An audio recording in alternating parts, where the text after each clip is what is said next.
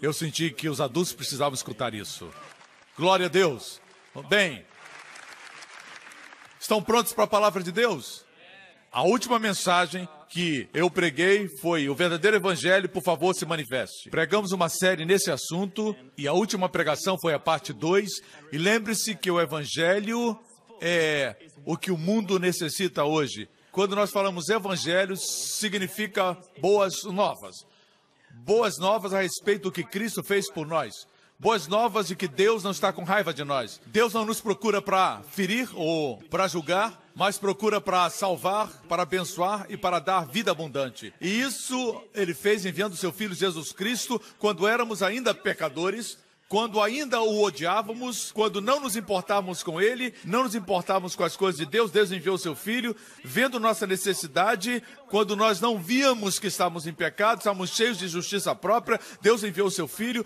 Seu Filho morreu por nossos pecados na cruz, e porque sua morte foi no nosso lugar, nós não temos que morrer mais por nossos pecados, não temos que ser punidos por nossos pecados, porque Cristo foi punido por nós. E o mesmo corpo que foi pendurado na cruz, levando nossos pecados, no terceiro dia ressuscitou dentre os mortos, sem os nossos pecados. Isso significa que todos os nossos pecados foram tirados. Amigo, a morte, o sepultamento e a ressurreição de Jesus, e a razão por que Ele passou por isso tudo, é o Evangelho, as boas novas de Jesus Cristo. E é isso que o mundo precisa ouvir. Irmãos, escutem, ser cristão não tem nada a ver com moralidade, certo? O Evangelho produz excelência moral, mas focalizar na moralidade não produz moralidade. Na verdade, focalizar na moralidade produz amargura. E a luta pela moralidade é amarga e raivosa. Mas se você focaliza no Evangelho, o Evangelho produz caráter correto, produz excelência moral. Você me escuta? Quanto mais você crê no Evangelho de Jesus Cristo, em primeiro lugar, o Evangelho é a única esperança para o mundo. Se nós nos esforçarmos para nos tornarmos melhores, não sabemos do amanhã se alguma coisa vai acontecer e vamos fracassar. E se dependemos disso, nem que seja um pouquinho, e a salvação depender de nós, não teremos segurança no nosso coração. Mas, amigo, Deus fez essa salvação e nossa redenção totalmente dependente de Jesus Cristo e da sua obra. E porque depende totalmente da obra de Cristo, podemos descansar seguros, tranquilos, com paz, porque não depende de nós. Não temos que mantê-la amanhã, ela nos mantém. Não temos que segurá-la, ela nos segura. Se segurarmos em Jesus, nossas mãos pequenas vão escorregar, vamos perder o contato, mas Ele nunca nos larga, nunca vai nos deixar escapar. Posso ter um amém? Correto? Você precisa entender algo. Os apóstolos do Senhor Jesus Cristo, muitos deles foram martirizados, não foram martirizados pela causa da moralidade, foram martirizados pelo Evangelho de Jesus Cristo. Você me escuta? Muitos viveram no Império Romano e foram martirizados por pregar o Evangelho de Jesus Cristo. Não deixe que o mundo pense que a igreja é contra, mas sim o que somos a favor. Nós somos a favor do Evangelho de Jesus Cristo. E o Evangelho de Jesus Cristo produz verdadeira santidade. O Evangelho de Jesus Cristo produz caráter. O Evangelho de Jesus Cristo produz excelência moral. E eu vou provar agora com as Escrituras. Nós vimos isso algumas semanas atrás, mas para recapitular e para aqueles que são novos na igreja, vamos ver Atos 10. Atos 10 fala do apóstolo Pedro pregando na casa de Cornélio. Foi a primeira vez que um judeu salvo, um judeu crente, Pedro, apóstolo de Jesus, foi pregar na casa de um gentio, um romano, um centurião romano. Seu nome era Cornélio. E ele está pregando aqui, quando ele chegou nesse ponto, versículo 43. Todos os profetas dão testemunho dele, de que todo aquele que nele crê, todo aquele, diga todo aquele, judeu ou não judeu, gentio, todo aquele que nele crê recebe o perdão dos pecados, remissão dos pecados. Enquanto Pedro ainda estava falando essas palavras, o Espírito Santo desceu sobre todos os que ouviram a mensagem. Foram todos salvos de uma vez só. Em que parte do sermão, quando ele disse que quem crer em Jesus recebe perdão dos pecados? Sem restrição. Ele não negociou essa afirmação. Uma proclamação pura, completa e restrita. Quem crer nele tem remissão dos pecados. Amém, igreja? Me acompanham? Agora, se essa mensagem for proclamada no mundo, veremos a excelência moral se manifestar. Perceba que, enquanto ele pregava o Evangelho, ele não estava pregando moralidade, ele estava pregando o Evangelho. E o Espírito Santo desceu. O que acontece no capítulo seguinte é muito interessante. Note que não se menciona a palavra arrependimento. Muita gente me diz, prega o arrependimento, prega o arrependimento. Às vezes eu menciono, às vezes não menciono. Nesse caso, Pedro não usa a palavra arrependimento. Mas perceba que todos se arrependeram. Como eu sei? Porque no capítulo seguinte, Atos 11, o que falamos aconteceu em Cesareia. Mas no capítulo 11, o povo, os crentes judeus em Jerusalém, a sede... Eles escutaram o acontecido e convocaram Pedro. E disseram, ouvimos que você foi aos gentios e pregou a eles. E Pedro contou a história inteira e a visão que ele teve do Senhor. E então ele chegou nesse ponto, em Atos 11. E ele disse, Deus, pois deu-lhes o mesmo dom que nos dera. Quando cremos no Senhor Jesus Cristo, quem era eu para pensar em opor-me a Deus? Ouvindo isso, não apresentaram mais objeções. E louvaram a Deus, dizendo, então Deus concedeu arrependimento para a vida, até mesmo aos gentios. É interessante, arrependimento para a vida. Mas a palavra arrependimento nem foi usada por Pedro. Mas o arrependimento aconteceu. Assim, só usar a palavra arrependimento não quer dizer que o arrependimento acontece. E se você não usar a palavra arrependimento, o arrependimento pode acontecer. E vice-versa. Se quiser, pode usar. A palavra arrependimento, metanoia no grego, quer dizer mudança de mente. Se o púlpito é ungido, se a palavra profética de Deus é pregada, as pessoas vão mudar de mente. Amém? Isso é arrependimento. Mas arrependimento não é bater no peito, gritar, dizendo que você está se arrependendo. Pode se manifestar assim, mas pode ser de forma muito tranquila. A maior parte das vezes é uma mudança silenciosa de mente. Amém? Glória a Deus. 15 anos depois desse incidente, na casa de Cornélio, 15 anos depois, mais uma vez, houve uma conferência em Jerusalém, eles estavam questionando se os gentios convertidos deveriam guardar a lei. E Pedro se levantou outra vez, depois de muita discussão, Pedro se levantou e disse, irmãos, vocês sabem que há muito tempo Deus me escolheu dentre vocês para que os gentios ouvissem dos meus lábios a mensagem do Evangelho. Ouvissem a mensagem do Evangelho e crescem. E continua. Deus, que conhece os corações, demonstrou que os aceitou, dando o Espírito Santo como tinha dado a nós. Ele não fez distinção alguma entre nós e eles, visto que purificou os seus corações pela fé.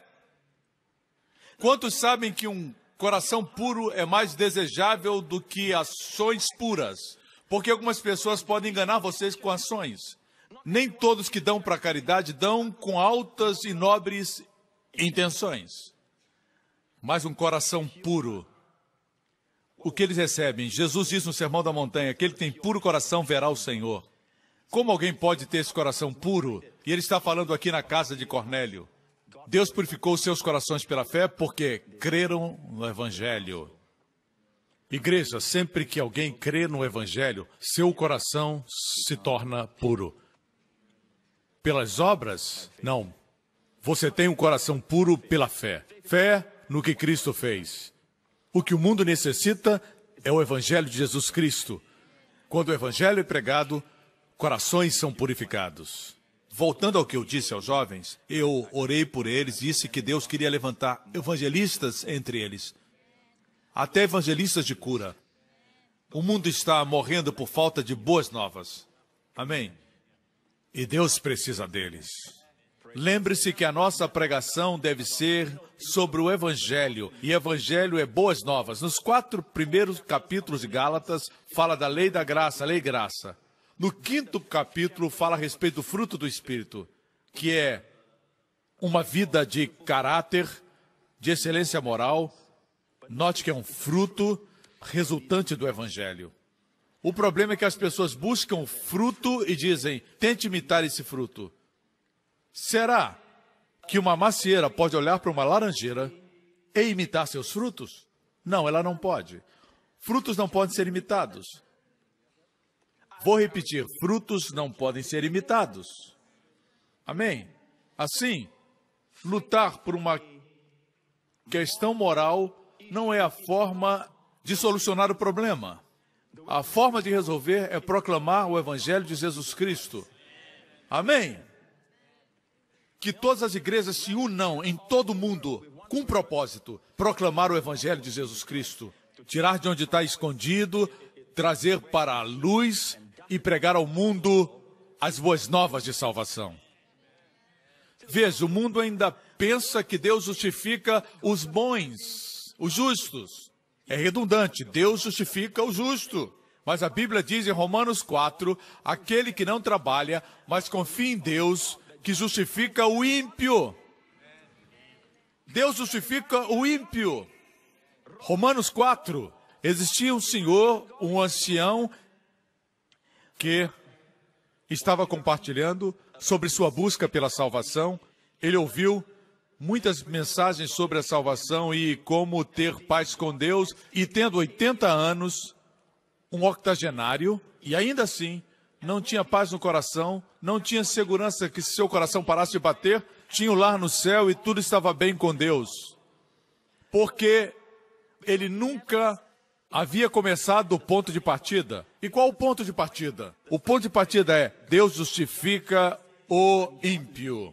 Ele estava tentando ser justo para que Deus o justificasse. E muitas pessoas estão tentando ser justas para Deus justificá-las. Nunca vem a Deus como estão, crendo que Deus justifica o ímpio. E o fruto de crer certo é viver certo. Não lute para viver certo sem crer. Amém. Vamos para Romanos capítulo 5. E vamos ver como o Evangelho produz caráter. Tendo sido, pois, justificados pela fé, temos paz com Deus por meio de nosso Senhor Jesus Cristo. Irmão, se você colocou sua confiança em Cristo, você agora está justificado pela fé. Com Deus, você tem paz. Pense nisso, paz com Deus, o Criador dos céus e da terra, aquele que supre a comida para as aves, dá beleza às flores e ervas e faz a colheita frutífera. Aquele que supre a nossa comida, esse Deus, o Criador do universo, nós temos paz com Ele. Nós temos paz na nossa consciência. Não existe mais hostilidade. Toda hostilidade parou. Não existe mais guerra. Temos paz com Deus. Como isso acontece? Sendo justificados pela fé por nosso Senhor Jesus Cristo. Assim, no que se refere ao nosso passado, tudo o que fizemos no passado, todo o mal que fizemos, não importa se blasfemamos contra Deus ou se odiamos a Deus, se vivemos de forma egoísta, se fizemos as coisas por nosso interesse somente, não importa quão mal nós fomos no passado, quando cremos em Jesus Cristo, somos justificados pela fé. Temos paz com Deus, por nosso Senhor Jesus Cristo. E quanto ao presente? O passado está tranquilo. O que aconteceu no passado, você foi justificado pela fé, tem paz com Deus através de Jesus Cristo. Mas e o presente? Próximo versículo. Por meio de quem obtivemos acesso pela fé a esta graça, na qual agora estamos firmes. Nosso passado já foi cuidado. Toda a culpa tirada, pecados foram remidos, fomos justificados pela fé. Quanto à nossa posição no presente, é uma posição permanente, porque no grego a frase obtivemos acesso pela fé, a esta graça na qual agora estamos, obtivemos, está no pretérito perfeito. E o pretérito perfeito quer dizer um fato ocorrido que foi totalmente terminado. Isso significa que nossa posição em Cristo é favor com Deus para sempre. É um benefício permanente, uma posição permanente, um privilégio permanente. Você não pode ser removido dessa posição porque você não se colocou nessa posição. Foi através de Cristo que você teve acesso, pela fé, nesse favor no qual estamos firmados. No grego, temos sido firmados. Obtivemos pretérito perfeito. Firmados, pretérito perfeito. Significa que, uma vez salvos, estaremos para sempre no favor de Deus. Se você ouviu uma pregação, se você ouviu um ensinamento, se você estiver lendo um livro que insinua que você pode perder a graça de Deus, jogue fora. Não é de Deus. Deus colocou nesse versículo para assegurar, até na língua original, o grego, está no pretérito perfeito 2 vezes, para dizer que é permanente e foi totalmente terminado. E às vezes você pensa, uau, eu tenho que ter cuidado agora, eu estou nessa posição de favor e não quero perdê-la. O que faz você pensar que o que você faz ou deixa de fazer pode fazer você perder o favor de Deus? Você não conquistou isso pelo que você fez. Sendo justificado pela fé, perceba, mesmo no seu passado, você não foi justificado pelo que você fez. Foi por nosso Senhor Jesus Cristo. Amém? A sua posição presente de favor também foi através dele. Obtivemos acesso permanente a essa graça. É uma posição permanente. Você pode pensar, bem, pastor Prince, que favor é esse? Bem, amigo, se você soubesse, você faria tudo para conquistar. Essa posição de favor vinha e ia no Antigo Testamento sobre certos indivíduos. Por exemplo, José tinha esse favor. A Bíblia diz que quando José foi vendido como escravo para o mercado egípcio, alguns dizem que nem deram a ele uma capa para vestir-se porque queriam ver o seu corpo inteiro antes de comprar o escravo, para não comprar alguém para casa que tinha doenças contagiosas no seu corpo. Imagine o leilão, 50 reais, 100 reais, 120 reais, 200 reais. Quem dá 200? Quem dá 200? Sendo vendido como se fosse um animal, como gado. E Potifar o comprou. E no versículo seguinte diz o quê? O Senhor era com José e ele foi um homem próspero. Uau!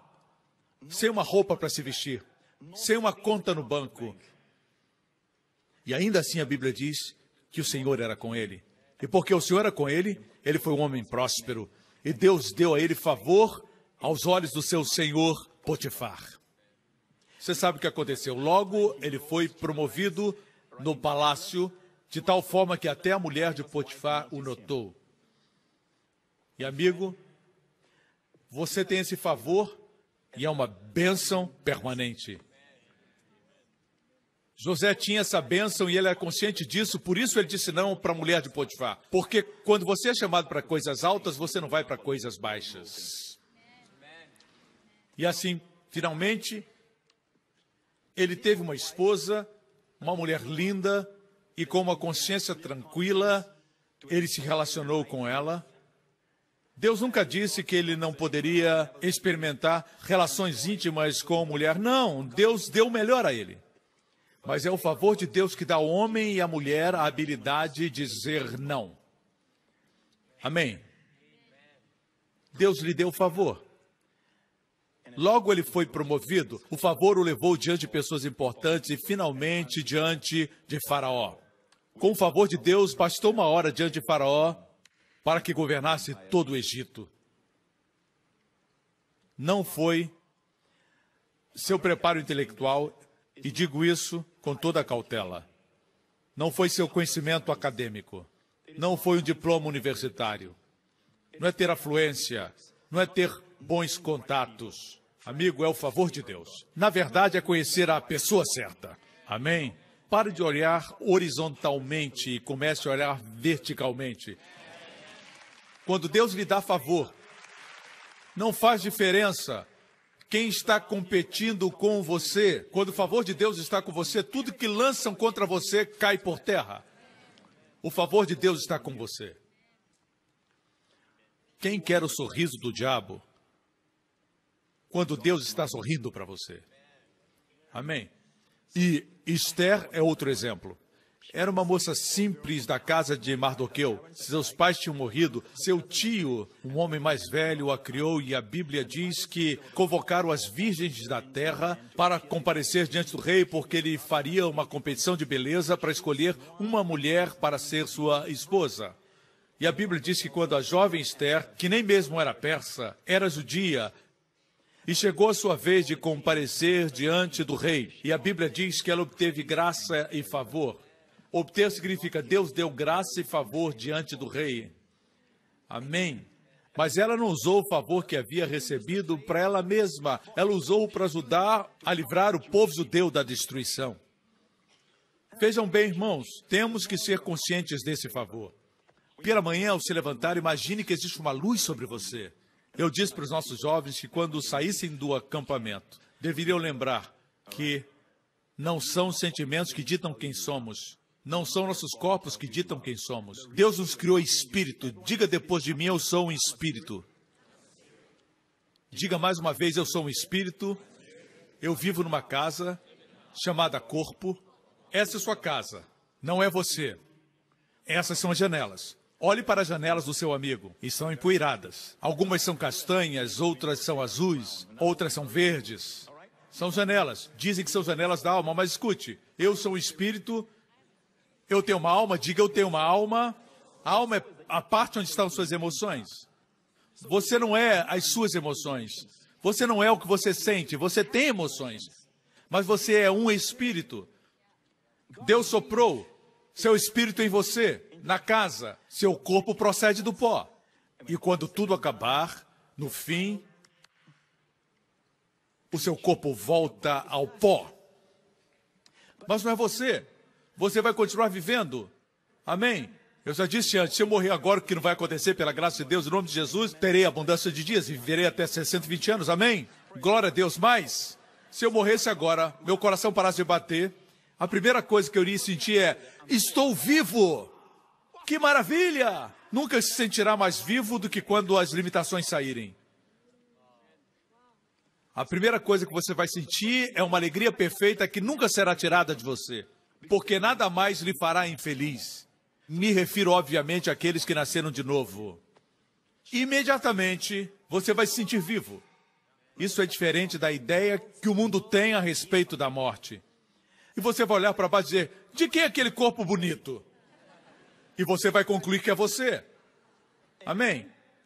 Mas se você se olhar no espelho e ver você mesmo, vai se ver mais bonito, mais jovem do que lá, porque você não tem mais as limitações. Era a casa onde você morava. E a Bíblia diz que esse vai ser o seu estado permanente. Você ainda vai ter emoções, porque você ainda tem alma. Mas quando Jesus voltar, você vai ter um novo corpo, como o corpo de Jesus, um corpo glorificado, que nunca vai ficar velho, nunca vai ficar doente, nunca vai ficar com tristeza, nem tédio, nunca vai dormir quando o pastor está pregando. Nunca. Amém. A Bíblia chama isso de arrebatamento. E é isso que a igreja de Jesus Cristo está esperando. O diabo sabe que isso vai acontecer. O arrebatamento não é a segunda vinda de Cristo, não confunda os dois. Quando Jesus fala a respeito da segunda vinda, ele está vindo para Israel. Antes disso acontecer, o mundo não vai melhorar. O mundo vai ficar pior. Certo? Mas a igreja vai ficar melhor e melhor, mais e mais brilhante. E uma glória maior descansará sobre a igreja.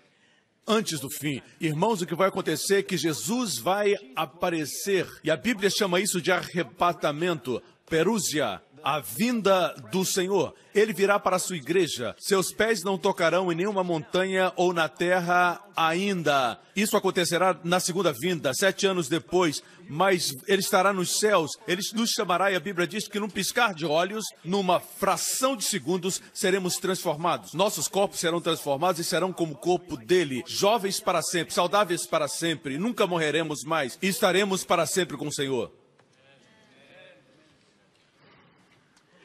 Essa é a sua segunda vinda. Na sua primeira vinda, ele veio como um bebê em Belém, mas o arrebatamento não é a sua segunda vinda. No arrebatamento, a igreja vai subir. 7 anos de tribulação acontecerão. O homem do pecado aparecerá, o anticristo, e ele perseguirá especialmente Israel.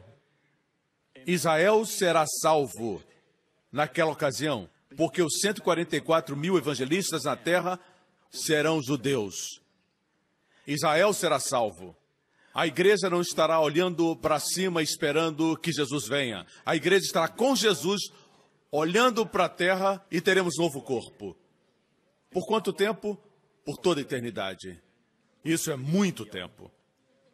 Estaremos em cima olhando para baixo. E no final dos 7 anos, Jesus Cristo retornará e trará ordem para este mundo. E nunca mais inocentes serão presas de predadores. Nunca mais teremos tráfico humano, tráfico sexual, abuso nesta terra, assassinatos, homicídios, estupros, todo tipo de destruição e mal. Não haverá mais. O rei vai ordenar tudo. Mas o fará com juízo. Na segunda vinda ele virá com juízo. E o anticristo será destruído. Mas não estaremos mais aqui, nós estaremos na presença do Senhor. E é por isso que para a igreja ele vem como a brilhante estrela da manhã. Porque a estrela da manhã aparece bem cedo de manhã. Mas para Israel, o último capítulo do último livro do Antigo Testamento diz que ele virá para Israel como o sol da justiça. Quando o sol aparece? Antes ou depois da estrela da manhã? Depois. Assim note que para a igreja ele vem como a brilhante estrela da manhã, para Israel ele vem 7 anos depois como o sol da justiça. Vejam os sinais, estamos muito próximos, mas essa não é minha mensagem hoje. Falaremos disso em outra ocasião. Assim, quanto ao passado, somos justificados pela fé. Nosso presente, estamos em permanente posição de favor. E quanto ao nosso futuro é nos gloriarmos na esperança. A esperança é futura da glória de Deus. Em resumo, no passado fomos justificados, no presente somos abençoados permanentemente no favor de Deus. Nosso futuro é nos gloriarmos na esperança da glória de Deus. Vejam, amigos, se vocês acreditam que podemos perder nossa salvação amanhã por alguma fraqueza que você nem sabia que tinha, ou Satanás tentou você numa área que você não é forte. Se você acredita nesse ensinamento que você pode perder sua salvação, que Jesus obteve para você sem seu esforço, mas você perde por suas fraquezas, se você acredita nisso, você não pode se gloriar na esperança. Obviamente, o apóstolo Paulo ensinou que quando olhamos para o nosso futuro, nos gloriamos na esperança da glória de Deus. Paulo cria alguma coisa que aqueles que não acreditam na segurança eterna não creem. E o que é? Que a justificação do seu passado e quem você é hoje não depende de você. Depende do Senhor Jesus Cristo e o que Ele fez na cruz. E no seu presente, a bênção permanente e ser favorecido por Deus não dependem de você. E ainda mais, seu futuro na glória de Deus também não depende de você. Não somos abençoados com base no que somos, no que fizemos e no que não fizemos. Não, não, não, 1000 vezes não. Do ponto de vista do nosso Deus, nós somos abençoados pelo que Jesus é e pelo que Ele fez. Deus creditou na nossa conta. Por isso, em 1 João 4,17 diz, porque neste mundo somos como Ele. Quando morrermos, vamos para o céu? Não, no mundo. Como é Cristo, assim somos nós neste mundo. Em outras palavras, Deus está aferindo você, avaliando, medindo, verificando, determinando, mensurando você de acordo com quem você é e o que você tenha feito ou não tenha feito. Deus não está olhando para você, está olhando para Jesus Cristo. Ele olha para Jesus e sua bondade para julgar você, para abençoar você. Meu amigo, não olhe para você mesmo, olhe para Cristo. Amém? Como Ele é. Assim, pare de fazer a pergunta, será que estou agradando a Deus? Será que estou agradando a Deus? Pergunte, se Cristo, que está à destra do Pai, agrada a Deus. Sim ou não? Como Ele é, nós somos deste mundo. Amém? Se Cristo está debaixo do favor pleno de Deus, à destra do Pai, assim está você nesse mundo. Porque como Ele é, assim somos nós neste mundo. Que maravilhoso é isso. E isso traz profunda tranquilidade para o nosso coração e mente. Saber que não depende de nós. Se nossa salvação e posição dependessem de um pouquinho de esforço da nossa parte, não teria esperança para nós. Mas não é, amigo. É totalmente dependente de Jesus Cristo. Muitos anos atrás, o Senhor falou comigo e disse: filho, não pare na aceitação e no favor. Vá mais fundo. Meu filho não está enfermo. Nunca pensei nisso. Pensei na minha enfermidade, na enfermidade de alguém, mas nunca perguntei: Jesus está enfermo? Nós nunca pensamos nisso, verdade? E o Senhor me perguntou: meu filho está enfermo? Eu disse: não. Como meu filho está, assim está você nesse mundo. Não ponha limitações, não ponha dúvidas, não ponha condições. A palavra de Deus é a palavra verdadeira. E ela diz: como Ele é, nós somos neste mundo. Eu lembro de uma irmã que veio à nossa igreja, ela foi diagnosticada com caroços no seio, e os médicos preocupados pediram mais exames, e ela me mostrou o relatório do médico. Ela tinha acabado de ouvir minha mensagem, ela escreveu ali: Jesus tinha caroço na mama. Ela não estava brincando, ela estava séria. Ela escreveu: Senhor, o senhor tinha caroço na mama? Como o senhor é.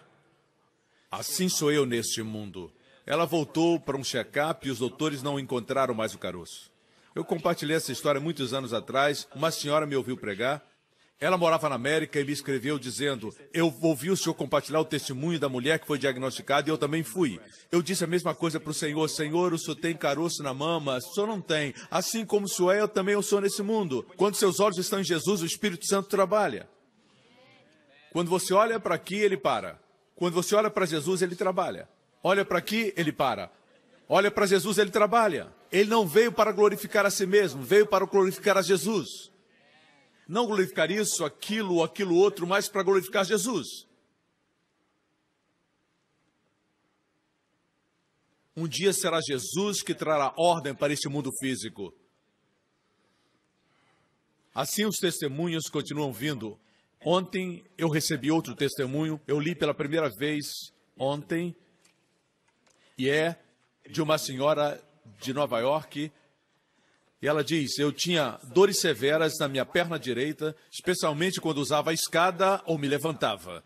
O doutor me diagnosticou com artrite e me enviou para a terapia.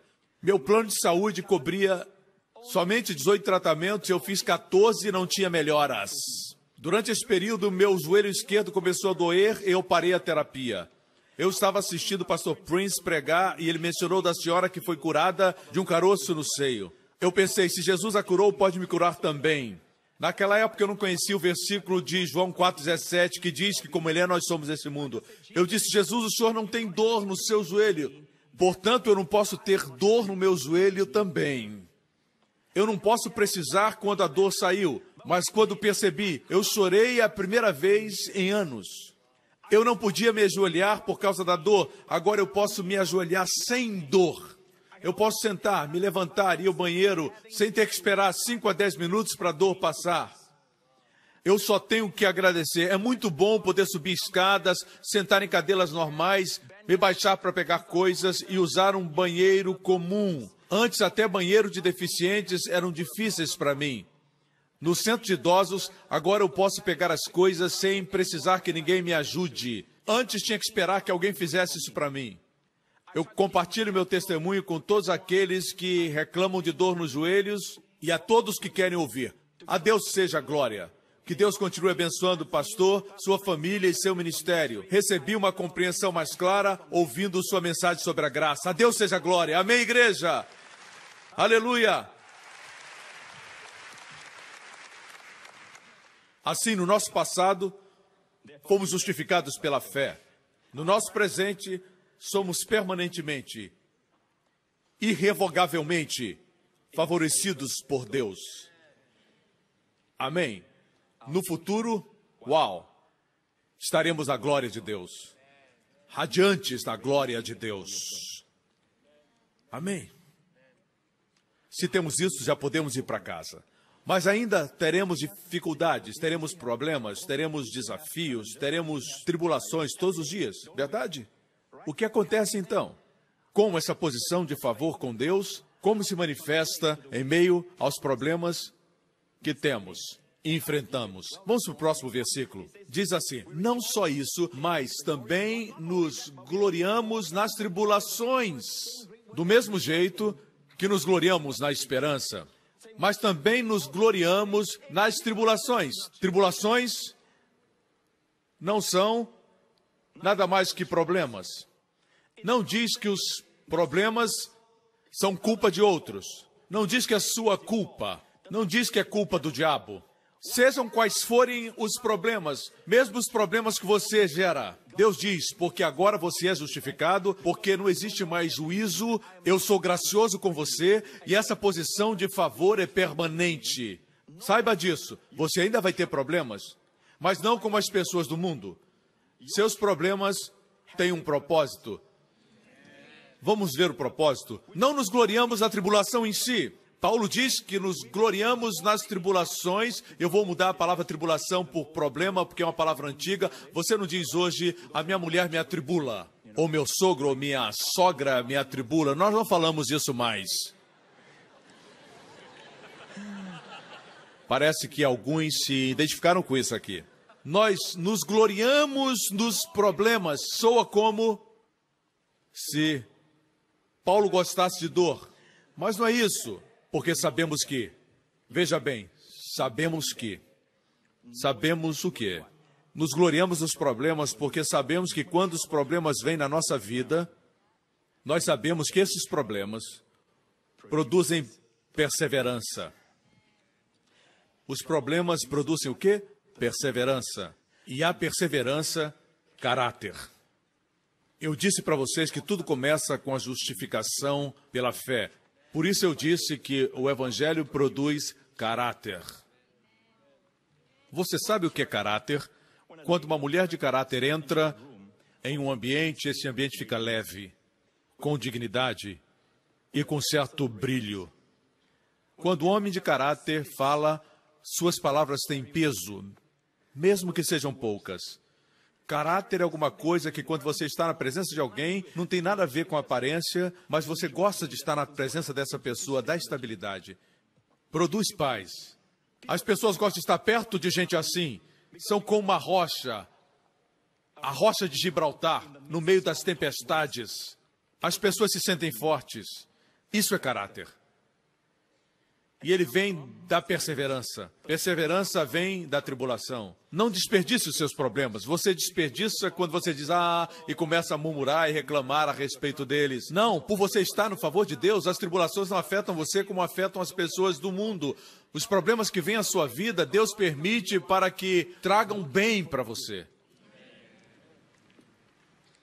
Vocês me escutam? Produzem perseverança. Perseverança é algo que não encontramos mais nos casamentos. Os casais não perseveram mais. Eu quero que meus pastores, líderes e conselheiros me escutem.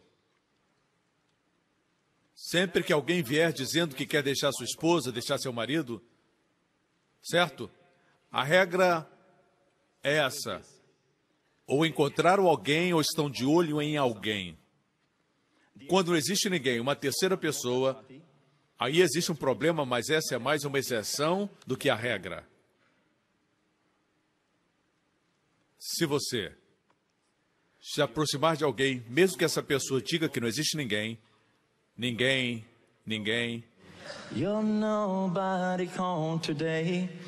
quando falam ninguém, existe alguém. Talvez não estejam ainda em um relacionamento, mas estão de olho. Estão pensando em outra pessoa. Não digo que são todos os casos, mas é melhor seguir a regra do que a exceção. Não falo com vocês, mas com os conselheiros. Falo com os meus pastores. A exceção é que existe um problema real. Por isso eu estou dizendo isso. Todas as pessoas que se casam têm problemas e tribulações. Ok? É por isso que eu digo para os jovens, eles perguntam, quando uma briga é o suficiente para terminar? Ou algo assim. Veja, não vamos dar para os nossos jovens uma ideia falsa. Na nossa igreja, em qualquer igreja, mesmo os casais que parecem muito bem, mas têm discussões. Todos têm discussões. Até mesmo eu. Às vezes até minha esposa não vê minha inteligência. Ela não vê e eu digo, por que você não está vendo isso, mulher? O que está errado com você, mulher? Ela não vê minha sabedoria. Por isso eu digo, não vamos dar para os nossos jovens a ideia errada de que nós estamos nessa posição tão alta. E por isso eu digo aos jovens que todo bom relacionamento tem problemas. Na verdade, quando você coloca duas pessoas juntas, terão atritos. Mas não pode ser, falo agora com os que não são casados, os casados tampem os ouvidos. Vamos poupar aqueles que não são casados. Eu digo para eles, se você discute com seu namorado ou namorada o tempo todo, termina o namoro. Não precisa esperar que um anjo venha, ter uma visão ou um sonho. Termine esse namoro em nome de Jesus. Existe alguém no mundo que vai amar o que ela odeia. Não é que ela seja má, é que talvez a personalidade dela não combina com a sua. Você é extrovertido, ela é introvertida. Talvez nesse caso os opostos não se atraiam. Mas se brigam o tempo todo, terminem. Para aqueles que não são casados. Para os casados, já era. Vocês já são casados. Bye, bye. Desculpa, não é isso que eu queria dizer. Jesus, Pastor Lawrence vai pregar sobre casamento? Não. Eu só quero que você saiba que todo casamento tem problemas. Mas podemos aprender alguma coisa. O melhor é que você pode passar por cima do seu ego, da sua sabedoria, do seu intelecto. E se passar por cima disso, descobrirá que isso aconteceu porque alguma coisa você precisa aprender. Maturidade é quando você para de pensar que é culpa dela, é culpa dela, é culpa dela e começa a ver que você precisa aprender alguma coisa. Talvez por causa da minha criação eu sou tão sensível. Deus a usou para revelar isso. Ei, a propósito, se você deixa sua mulher por outra, depois de um tempo o romance vai diminuir e vai ser a mesma coisa. Alguns anos depois você vai estar na mesma posição. E aí, você vai procurar outra? Não. Aprenda com seu relacionamento. Problemas, especialmente no casamento, produzem perseverança. Se tudo forem rosas, coloridos, doce, eu te amo, meu amor, doçura, amor... Te amo, amorzinho. Onde está minha querida princesa? Veja, se tudo for perfeito, onde estará a perseverança? A ideia é que a tribulação produz a perseverança. Ambos são transformados. Se os dois estão mudando para a glória de Deus, o relacionamento vai ficar maravilhoso. À medida que os anos passam. Amém? Não desista ainda. Glória a Deus, aleluia. Às vezes eu tenho que incentivar a mim mesmo. Amém, Pastor Prince. Boa pregação, aleluia.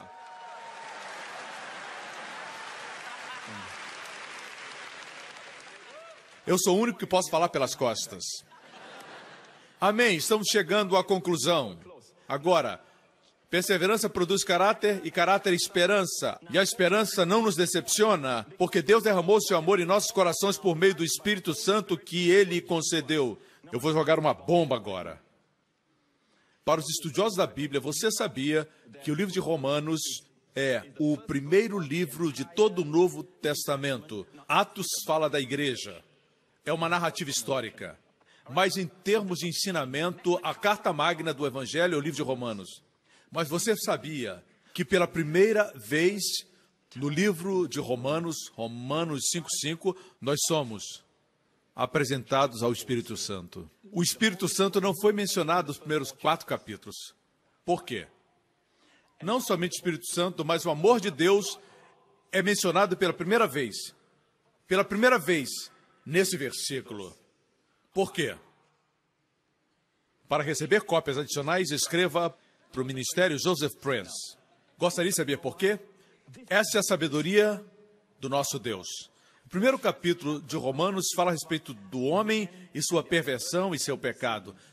O capítulo 2 fala do judeu e como ele também está em pecado. No capítulo 3, Deus conclui que todos pecaram e ele tem que ter misericórdia de todos. E a Bíblia diz que agora a justiça de Deus é revelada de fé em fé a todos e sobre todos que creem, como testificado pela lei e pelos profetas. Capítulo 3. Capítulo 4 fala a respeito de Abraão, a quem os judeus estimam e respeitam. Dentre todos os personagens da história judaica, eles respeitam Abraão como o pai. E isso é verdade. E Deus usa Abraão como uma figura da justificação pela fé. como Abraão foi feito justo diante de Deus.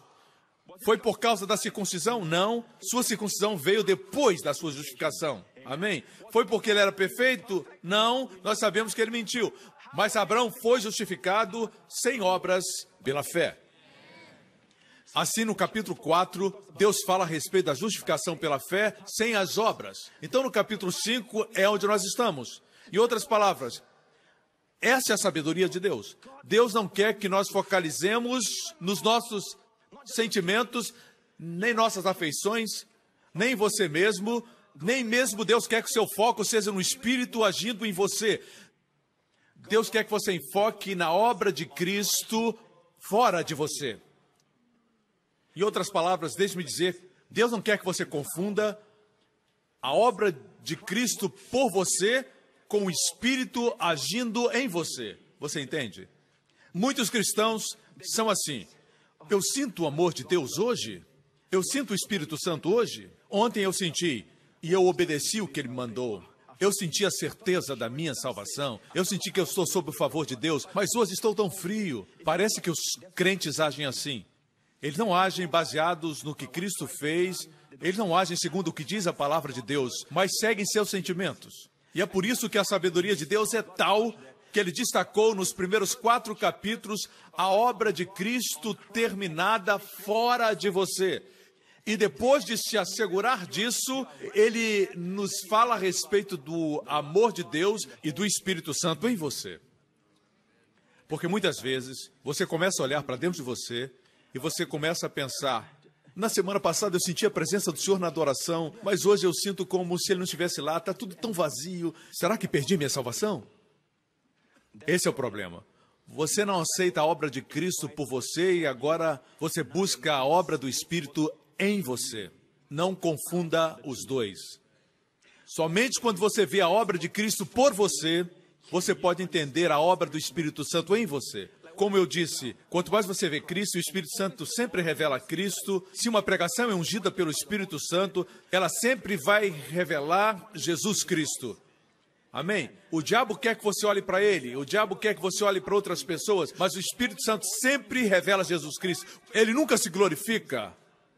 Ele sempre glorifica Jesus Cristo e sua obra terminada. E quando você vê Jesus Cristo, quando você o vê à destra do Pai, o Espírito trabalha na medida que você vê Jesus. Você me escuta? Você olha para você, ele para de trabalhar. Você olha para o Senhor, ele começa a trabalhar. O melhor direcionamento tem aqueles cujos olhos estão em Jesus. Alguns dizem, estou sentindo direcionamento. Essa não é a forma de sentir direcionamento. Quanto mais seus olhos estão em Cristo, do lado de fora, mais você escuta o Espírito dentro. Não confunda a obra de Cristo por você com o Espírito agindo em você. Essa é a sabedoria de Deus, deste livro. Não somente Jesus é perfeito e excelente, como um diamante que, quando você gira, reflete a beleza da perfeição. Mas a Bíblia também é como ele, é excelente. Ela sabe abordar certos assuntos. Se apresentasse o Espírito Santo antes, as pessoas olhariam para os seus sentimentos. Até mesmo o amor de Deus. Paulo fala da obra de Cristo para depois falar do amor de Deus no capítulo seguinte. Porque sempre trazemos para o emocional. Nós falamos, hoje eu não sinto o amor de Deus. Ontem eu me senti tão amado, porque eu estava procurando estacionamento no shopping, e eu pedi ao Senhor por uma vaga, e Deus me deu uma vaga. Eu disse para minha esposa, me sinto tão amado. Você pode pedir a Deus para ter uma vaga no estacionamento, eu faço isso sempre. Afinal, você é altamente favorecido. Amém? Você tem influência com Deus, mas eu também uso esse favor quando eu passo por um acidente e eu penso, ninguém pode ajudar essa pessoa como eu, com minha oração. Deus pode poupar aquela vida, Deus pode trazer o doutor certo, Deus pode estancar o sangue, Deus pode curar aquele corpo, correto? Use essa influência para o bem do próximo. Mas eu também uso para pedir uma vaga. Mas o problema é, se você interpreta conseguir uma vaga com o amor da parte de Deus, no dia seguinte, quando Deus quer testar sua perseverança, você segue os sentimentos e você diz, hoje eu não sinto que Deus me ama. Deus, o Senhor está aí. Você entende? Não somos esse tipo de crentes. Graças a Deus pela vaga, glória a Deus, mas essa não é a base para o amor de Deus. O amor de Deus foi demonstrado na cruz e é por isso que nos primeiros 4 capítulos ele fala a respeito de Cristo e de sua obra na cruz, antes de falar a respeito do amor de Deus. Você pode interpretar o Espírito Santo, interpretar o amor de Deus no contexto da obra de Cristo. Amém? Bem, veja, o problema é que somos introspectivos a tal ponto que falamos para nós mesmos, por que eu me sinto assim? Por que estou me sentindo dessa forma? Eu digo para os jovens que eles não podem ser assim. O diabo quer que eles sejam introspectivos todo o tempo. Somos introspectivos. Até mesmo nós, pastores. O melhor que posso fazer pelo pastor Lawrence, o melhor que ele pode fazer por mim é me direcionar para Jesus. Me lembrar a respeito de Cristo, me lembrar da minha pregação. Todos estamos sujeitos a isso. Olhamos no espelho e falamos, estou tão gordo, estou tão magro, sou isso, sou aquilo. Se olharmos para a foto de um grupo, qual a face que vemos primeiro? Do cachorro que está na foto? Não, olhamos para o nosso rosto. Eu não estou falando que você parece um cachorro. Existem meninas que são magras, tão magras que não se molham na chuva, e ainda pensam que são gordas. O diabo é cruel, muito cruel, especialmente com as mulheres. Muito cruel. Ele destaca seus defeitos, como você se sente desse jeito ou daquele, e ele começa a falar isso para você. E ele diz, você caiu do favor de Deus, você não está sentindo mais o que você sentia. Você está se sentindo mal. Você vê os seus amigos alegres, as lágrimas correndo do rosto quando adoram o Senhor. Olhe para aquela menina, você está seca como um pão velho. Todos estão sentindo Deus, menos eu. Uma das perguntas feitas durante o acampamento foi, pastor, o que fazemos durante a estação seca? O que fazemos durante esse tempo? Eu disse, eu não sei, eu sempre estou nessa estação. Às vezes, para ajudar os jovens, você tem que falar assim, eu disse, eu sempre estou nessa estação seca. Se seguir os sentimentos, vou me sentir seco. Mas não sigo meus sentimentos. Se os sentimentos bons vêm, eu aproveito, mas se são sentimentos ruins, eu deixo passar. Não dou importância. Quando a depressão vem, eu digo, depressão, vai. Amém? Diga, vai embora. Vai embora. Vai embora. Estão aprendendo? Introspecção é perigosa. O diabo sempre vem e diz, o que você vai fazer com esse problema? O que você vai fazer? O que você vai fazer? Não vai fazer nada? A responsabilidade é sua. Você não vai fazer nada. Se você não fizer nada, vai acontecer. Se você não empurrar as pessoas vão cair em cima de você. O que você vai fazer? Amigo, pare, dê um passo atrás e diga, espera um minuto. Eu estou no favor de Deus. Eu estou no favor de Deus. E as coisas começam a melhorar. Você não tem que pressionar, você não tem que se esforçar, você não tem que lutar. Amém? Você corre o tempo todo, vence a corrida dos ratos, é o rato número 1. Não se envolva na corrida dos ratos, saia, você não é um rato. Amém? Amém? Respire, relaxe e descanse. Quando você descansa, Deus age. Não esqueça disso. O Espírito Santo tem ciúmes e não quer que você se torne introspectivo. E por isso ele diz, porque Deus derramou o seu amor em nossos corações pelo Espírito Santo. Logo após, ele fala da cruz. De fato, no devido tempo, quando ainda estávamos fracos, no devido tempo, Cristo morreu pelo justo, pelo ímpio. Todos qualificamos. É como se depois de trazer atenção para o amor de Deus derramado nos nossos corações, o amor de Deus por eles, colocado nos corações pelo Espírito Santo, é como se o Espírito Santo dissesse, ok, chega de olhar para vocês, olhem para a cruz.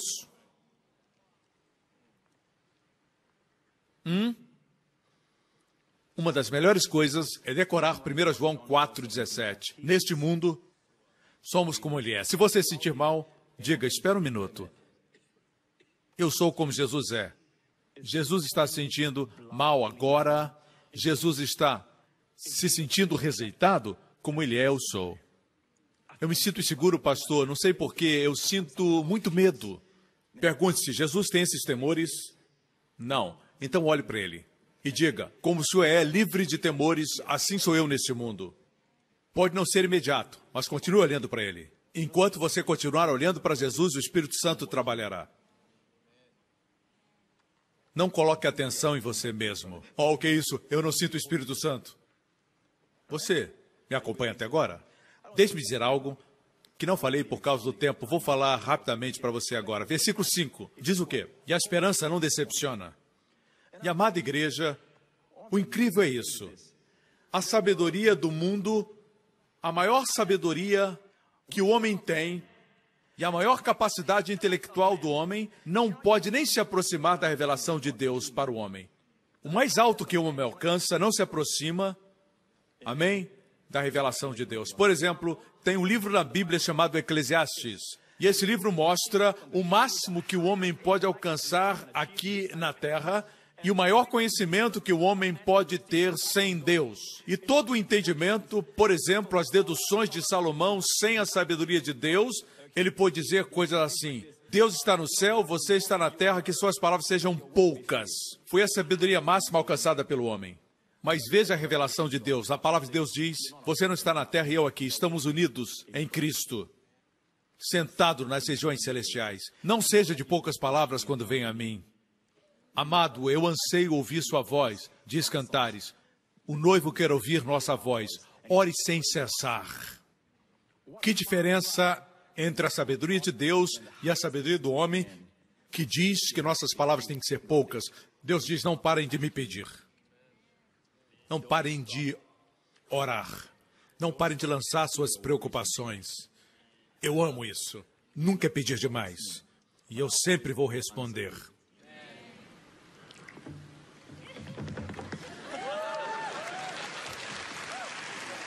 Você tem que aprender essa dança. Ele ficou cansado de vê-los, um pé aqui, outro pé ali. Ele disse, é assim que se dança, gente. Amém, igreja? Deixa eu dizer algo. A sabedoria do mundo diz que para não se ferir, você não pode ter muitas esperanças, certo? O mundo diz, não tenha muitas esperanças. Hã? O médico diz para a família, as chances são pequenas, mas não tenha muita esperança. Esse é o máximo que a sabedoria do homem pode alcançar. E o homem não consegue passar disso, porque não acredita num Deus com infinito amor, infinita sabedoria e infinito poder. Nós cremos. Por isso a palavra de Deus diz que a esperança não decepciona. Quanto mais você espera, mais você está no lugar das orações respondidas. Porque o amor de Deus, como posso dizer isso? Quando você tem uma revelação do amor de Deus baseado no que Cristo fez na cruz, quando você tem essa revelação, cuidado com o que você almeja. Você pode conseguir. Não me refiro à casa do outro, ao carro do outro, o cachorro do outro, a esposa do outro. Falo de legítimos desejos que tenhamos. Tenha cuidado com o que você espera. Porque quando você é alguém que conhece o amor de Deus, você está praticando o amor de Deus, sua esperança não vai decepcionar. Me lembro que quando eu estava no exército, certa vez eu estava de serviço e era um final de semana. Estava me sentindo deprimido, mas aquele dia eu gastei tempo na palavra de Deus porque não tinha nada para fazer no acampamento. Assim eu estudei a palavra e Deus me deu uma revelação pessoal do seu amor. Uau, foi uma revelação tão pessoal que eu fiquei com o coração cheio do seu amor, ok? Mas não vamos falar de sentimentos, vamos entender que tudo é o trabalho de Cristo. Meu coração estava cheio e eu fui para o refeitório, o lugar onde nós íamos para nos alimentar. E tinha uma grande fila de outros que também estavam de serviço. E eu fiquei na fila e eu vi de longe a comida do dia e era uma montanha de frango frito. Deliciosos pedaços de frango frito, e eu me aproximei e eu vi a cozinha do outro lado, e eu me aproximei, à medida que eu me aproximei da comida, eu estava no meu coração muito consciente do amor de Deus por mim. Eu olhei para a montanha de pedaços de frango frito e eu vi um em particular. Parecia delicioso. Era grande. Parecia gostoso, e eu disse, no meu coração, nem orei, eu disse, Senhor, eu reivindico em nome de Jesus, eu libero aquele pedaço para mim, eu amarro aquele pedaço para ser meu, eu reivindico para mim. Eu não fiz isso, eu só olhei e disse, no meu coração, espero pegar aquele. Eram tantos que pareciam uma pequena montanha, certo? Eu queria o pedaço que estava perto de mim, não estava do outro lado da pessoa que estava dando. E os soldados passaram um a um. Eu tive a esperança de pegar aquele pedaço, mas o soldado na minha frente se afastou, virou, pegou o pedaço e colocou no meu prato. Eu não tinha tido uma revelação desse versículo, mas depois disso Deus me disse, isso que significa quando você coloca o seu coração e está consciente do meu amor por você, mesmo quando você não sente, se você crê, você tem uma revelação, sua esperança jamais vai decepcionar você. Amém? É isso que precisamos no corpo de Cristo, que Deus levante mais pessoas que proclamem, ainda que não seja no púlpito, que proclamem para os amigos, colegas, parentes, proclamem como Deus ama as pessoas. Amém? Assim é o mundo é o mundo e vai continuar sendo o mundo. Não fique chocado quando o mundo agir como o mundo. Quando os pecadores pecam, porque são pecadores, por que você fica chocado? Quando um bêbado age como bêbado, é porque não precisa de revelação, ele é bêbado. O que o mundo precisa, parar de beber, é isso que o mundo necessita. Vamos nos levantar contra o álcool. Essa é uma boa causa. Escolha bem suas batalhas. Você pode vencer uma batalha e perder a guerra. O povo deve conhecer você não pelo que você é contra, mas pelo que é a favor. Ou então você vai fechar a porta para o evangelismo. O mundo clama pelo único amor que satisfaz. Porque seus amigos e colegas, e a razão porque o mundo é mundo e os pecadores são pecadores é porque eles não creem que Deus justifica o ímpio. Eles pensam que estamos todos aqui na igreja tentando ser justos para que Deus nos justifique. Eles não sabem que nós estamos aqui porque fomos justificados. Queremos ouvir mais e mais, porque os tesouros da nossa herança estão sendo explicados. É por isso que estamos aqui. Vamos concluir com o versículo 6. De fato, no devido tempo, quando ainda éramos fracos, Cristo morreu pelos ímpios. Dificilmente haverá alguém que morra por justos. Pelo homem bom, talvez alguém tenha coragem de morrer. Veja, por um homem bom, talvez alguém morra. Isso é muito raro. Vemos isso acontecer nos filmes de guerra. Alguém pode pular em cima de uma granada para salvar os seus companheiros de serem destruídos, mas isso é muito raro. Mas Deus demonstra o seu amor para conosco, porque quando ainda éramos pecadores, quem são os pecadores? Os que odeiam a Deus, não se importam com Ele. Quando ainda éramos pecadores, maus, em nossos pensamentos e desejos, quando ainda éramos pecadores, Cristo morreu em nosso favor, por nós. E o último versículo, e nós vamos concluir. Muito mais ainda. Muito mais ainda. Como agora fomos justificados por seu sangue. Veja que não foi por nossas obras, nossas ações, nossa performance, mas por seu sangue, que fomos salvos da ira, meus amigos, por meio dele. Igreja, sabe o que esse versículo está dizendo? Que uma vez que você é justificado, você agora é justificado, significa que no futuro você nunca vai estar sob a ira de Deus outra vez. Deus nunca, jamais vai se irar com você. Na verdade, Deus jura em Isaías 54, depois da obra de Jesus em Isaías 53, Deus jura que nunca mais se irará conosco. Para o meu filhinho Justin, eu não posso jurar que nunca vou ficar irado com ele.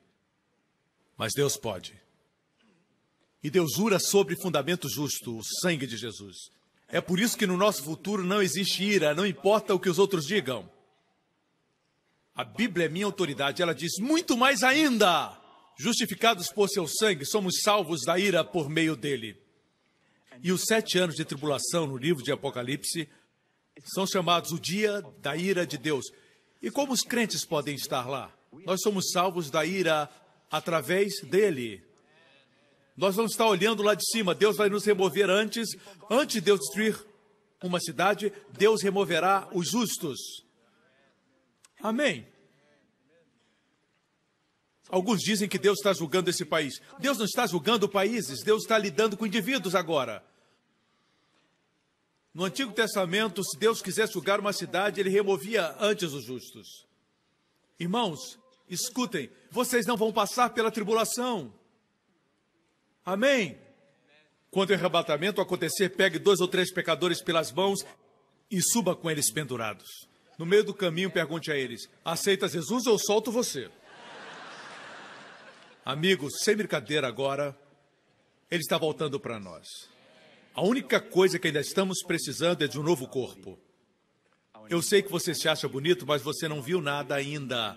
Quando Jesus vier, ele vai dar para você um corpo que ele pagou na cruz. Um corpo que não tem mais enfermidade, nem canseira, nem sentirá mais tédio nesse corpo. Esse será nosso corpo para sempre. É isso que acontecerá no arrebatamento. O arrebatamento é a herança de um corpo glorioso. A corrupção se revestirá da incorruptibilidade e nós não morreremos mais. Diz que nem todos morreremos. Significa que existe uma geração que vai estar viva quando Jesus voltar. Creio que é a nossa geração. Você está pronto? Você está pronto? Amém? Antes de eu orar e despedir vocês, gostaria de dizer algo para vocês. O mesmo que disse para os jovens no acampamento. Crescimento espiritual. Como você sabe que está crescendo? Não é porque você sente-se forte. Eu me sinto forte depois desse acampamento. Eu me sinto forte. Eu sou consciente da minha força. Se está consciente da sua força, quem você satisfaz? Você mesmo. Mas o crescimento espiritual é marcado por uma crescente consciência da sua fragilidade. Na medida que você cresce espiritualmente, você se torna mais consciente da sua fraqueza. Você vê mais a sua fraqueza, mas você se satisfaz com Cristo como a sua justiça. Não você e a sua justiça, mas Cristo como a nossa justiça. Assim, quando você está forte, você satisfaz o eu. Mas se está conscientemente fraco, você se satisfaz com Cristo, a sua justiça. Isso, meu amigo, é crescimento espiritual. Amém? Baixe a sua cabeça. Dê a Jesus o louvor. Amém? Baixe sua cabeça e feche os seus olhos. Eu quero orar por você. Eu quero dar oportunidade para aqueles que estão aqui hoje e nunca fizeram de Jesus seu Salvador. O Filho amado de Deus, Jesus Cristo, seu Salvador pessoal e Senhor. Eu encorajo você, meu amigo, eu exorto você, eu rogo a você que coloque sua confiança em Cristo. Jesus disse, eu vim para que tenham vida e tenham abundante vida. O salário do pecado é a morte, mas o dom gratuito de Deus é a vida eterna por Jesus Cristo, nosso Senhor. Onde você estiver agora, faça essa oração do seu coração. Diga, Pai Celestial, eu agradeço você por seu amor por mim.